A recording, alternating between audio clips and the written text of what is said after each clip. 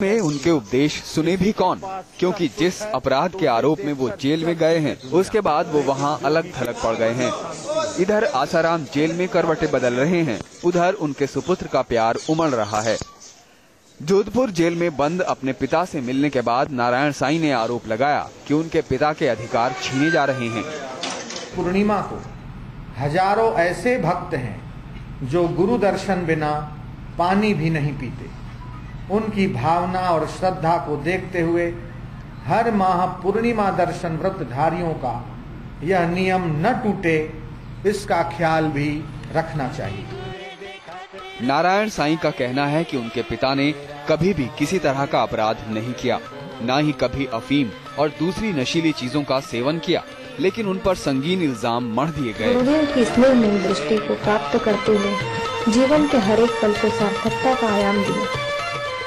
हजारों लाखों लोगों के जीवन की बुराइयां, दुर्व्यसन बापूजी के सत्संग प्रवचन से दूर हुए हैं। ऐसे बापूजी को अफीम सेवन करते हैं, इस झूठ में फंसाए जाने की हम घोर निंदा करते हैं।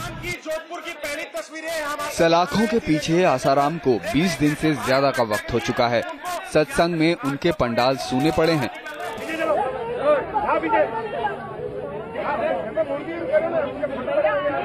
भक्त बापू के प्रवचन सुनने से महरूम हैं। अब ऐसे में बाप का दर्द एक बेटे से ज्यादा कौन समझ सकता है। बापूजी के दर्शन सत्संग के अधिकार को छीना न जाए और पूज्य बापू लोगों की संपत्ति हैं। हजारों लाखों लोग उनके दर्शन और सत्संग से शांति का अनुभव करते हैं और आध्यात्मिक मार्गदर्शन प्राप्त करते हैं। लोगों के इस अधिकार को छीना न जाए, यह प्रार्थना हम करते हैं।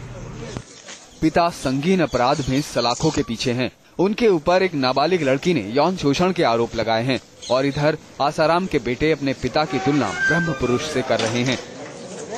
एक ब्रह्मनिष्ठ महापुरुष हैं।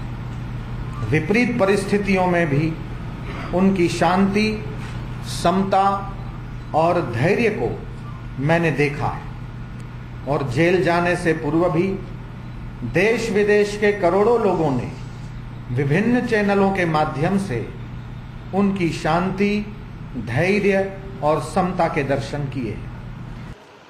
लड़की के साथ यौन शोषण की मेडिकल में पुष्टि हो चुकी है। उसके बयान 164 के तहत दर्ज हो चुके हैं और आसाराम के समर्थक और भक्त उनको बेकसूर बताने में जुटे हैं। सवाल ये है कि क्या आसाराम और उनके समर्थकों को कानून पर भरोसा नहीं है, जो बार बार कोर्ट के फैसले से पहले ही वो उनको क्लीन चिट देने पर तुले हैं।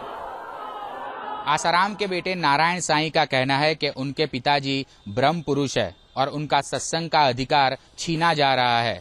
लेकिन सवाल ये है कि क्या सत्संग करने वाले कानून से परे है? पूरव पटेल, न्यूज नेशन। चक्रपाणी जी, इस संवाददाता सम्मेलन में आप खुद भी वहां पर मौजूद थे जब ये सारी बातें कही जा रही थी। जरा ये बताइए बहुत ईमानदारी से, क्या परसेप्शन चेंज करने की कोशिश इससे नहीं कहा जाएगा? आप लोग सब कहते हैं कि मीडिया ट्रायल हो रहा है, मीडिया जो है वो आसाराम जी के खिलाफ हाथ धो के पीछे पड़ा हुआ है। कम से कम हम आपसे ये पूछना चाहते हैं, क्या आप इस परसेप्शन को बदलना नहीं चाह रहे हैं आज? देखिए, ऐसा है, आप जो पहले टाइटल लिखे कि इमोशनल अत्याचार, हमें तो ऐसा नहीं लग रहा वो इमोशनल अत्याचार कर रहे हैं, लेकिन इतना जरूर है कि टीवी चैनल वाले जो हैं वो जरूर अत्याचार कर रहे हैं और उनके वजह से वो बेचारे जेल गए। ये ठीक है कि उसमें उनकी भी लीला है और भक्तों पे आज उनकी भावनाओं को आज आप और मलन साहब जरा समझा दीजिए उनकी भावनाओं का। क्या किसी टीवी रिपोर्टर ने आसाराम जी के खिलाफ केस किया था? क्या किसी टीवी चैनल के चलाए गए चैनलों के दबाव में ही वो जेल गए, चैनलों के दबाव में ही वो जेल गए हैं, ये समझ लीजिए। 30 तारीख तक समय मिला, 29 को उनके रिश्तेदार की देहांत हो गया, उसमें समय नहीं दिया जाता। आप लोग ऐसे कि जैसे कोई आतंकवादी, उतना तो टुंडा के लिए आप लोगों ने वो नहीं किया होगा जितना लगा कि कहां वो भाग जाएंगे विदेश में। जबकि आसाराम जी चाहते, ये समझिए आसाराम जी चाहते तो कोई नहीं पकड़ सकता, कोई गिरफ्तार नहीं कर सकता। मैं इसे एक बड़ा कॉम्प्लीमेंट मानता हूं कि आप मीडिया चैनलों को आतंकवादी कह रहे हैं। बहुत बहुत धन्यवाद मनन साहब, बहुत अच्छा है। अब सबसे बड़ी चुनौती आपको लगता है कानूनी पहलू पे ध्यान देते हैं कि आप कोशिश करेंगे कि साहब पुलिस जल्द से जल्द चार्जशीट दाखिल करे। क्या आपको लगता है पुलिस जानबूझकर चार्जशीट देर से दाखिल करेगी? आपको इस तरह की शंका है? नहीं, मुझे कोई किसी प्रकार की शंका नहीं है। मुझे पूरा विश्वास है, इन्वेस्टिगेटिंग एजेंसी है, वो इन्वेस्टिगेटिंग एजेंसी पे हर किसी को भरोसा रखना चाहिए और मुझे पूरा भरोसा है कि वो फेयर इन्वेस्टिगेशन करेंगे। अगर फेयर इन्वेस्टिगेशन नहीं करेंगे तो हम बैठे हैं ना वहां डिफेंस लेकर, डिफेंस में लॉयर आएंगे नहीं, उनकी जितनी भी इधर उधर की बातें उनको उधेड़ेंगे नहीं हम वहां पे। एक नंबर 2 सर, आपको मैं जवाब देता हूं क्योंकि मैं वहां मौजूद था। मैं भी, आपके पूरे मीडिया के लोगों ने एक सवाल बापूजी के बेटे से किया कि आपने इतनी देर क्यों कर दी इस प्रेस कॉन्फ्रेंस के लिए, आपने अपना तर्क या मत पहले हमारे लोगों के सामने क्यों नहीं रखा, हम बैलेंस स्टोरी देते, बल्कि उनको डिले के लिए प्रेस कॉन्फ्रेंस करने के लिए। मनन साहब, प्रेस कॉन्फ्रेंस करके डिले करने की क्या जरूरत थी? तमाम चैनलों पर आसाराम जी के बेटे आधे घंटे का इंटरव्यू दे रहे हैं, उसके लिए उन्हें प्रेस कॉन्फ्रेंस की वजह से क्या आवश्यकता थी? इसमें कौन सी डिले की बात है? ये तो अब मैं आप पे कमेंट इस समय कमेंट नहीं करूंगा। तो आप बताइए अजय जी। अब आप मनन साहब देखिए, अगर कोई आदमी नहीं बोलना चाहता है, मनन साहब ये आप और हम बहुत अच्छे से जानते हैं, कम से कम 22 साल मुझे भी हो गया पत्रकारिता करते हुए। कोई व्यक्ति अगर ना बोलना चाहे तो कोई भी पत्रकार ऐसा नहीं है जो उसकी जबान से आवाज निकलवा दे, ये आप भी जानते हैं। वो तो मैं भी हूं, डिफेंस काउंसिल के होने के नाते अपना विटनेस से नहीं कई चीजें निकलवा पाते हम। जी सर, एक बहुत छोटी सी और बात, अमृत प्रजापति और लगातार एक के बाद एक आरोप मढ़े जा रहे हैं और अब तक आप लोगों की ओर से कोई कार्रवाई उन पे नहीं की गई है, तो उनकी बातों को क्या लिया जाए? हम कोई, मैं यहां तक मैंने उसी का ही नहीं है, प्रजापति का ही सवाल नहीं है इस केस में। अभी 2-3 चैनल्स ने कुछ स्टोरियां चलाई हैं, शिल्पी के बारे में एक चैनल ने स्टोरी चलाई है, इंतजार करो अब थोड़े दिन।